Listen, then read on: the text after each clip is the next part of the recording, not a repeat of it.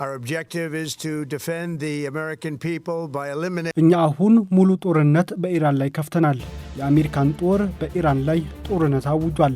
ይህ እንዳይከሰት ተደጋጋሚ ድርድሮች ከኢራን ጋር አድርገናል። ንግግሩ የአሜሪካ ፕሬዝዳንት ዶናልድ ትራምፕ ነው። ትራምፕ ወደ ስልጣን ከመጡ በኋላ ሀገራቸው በሌላ ሉዓላዊ ሀገር ላይ ጥቃት ስትሰነዝር ይህ ሁለተኛ ነው። በመጀመሪያ የተቀጣችው ቬንዙዌላ ነች። አሜሪካ ኢራንን ለማውደም ጦርነት በይፋ መጀመሯ ሲነገር ትራምፕ በአካባቢው የሚደረጉ ሁሉም አይነት እንቅስቃሴዎች ተገቢው ጥንቃቄ እንዲደረግባቸውም ጠይቀዋል። አሜሪካ ለቀናት ስትፎክርም ነበር። ኢራን የአባቱ ልጅ ወይ ፍንክች የሚል ምላሽ ስታሰማም ቆይታለች። በመጨረሻ ግን ፉከራዎች ወደ እውነትነት ተቀይረዋል። የእስራኤል መከላከያ ሚኒስቴር በኢራን ላይ ቀድሞ የማጥቃት እርምጃ መውሰዱን ሲያስታውቅ በመላ ሀገሪቱ የአደጋ ጊዜ ማስጠንቀቂያ ደወል መሰማቱንም ተዘግቧል። በማለዳ የተሰማው ይህ የመጀመሪያው የኢራን አሜሪካ እስራኤል ጦርነት መጀመሪያ ፊሽካ ነበር።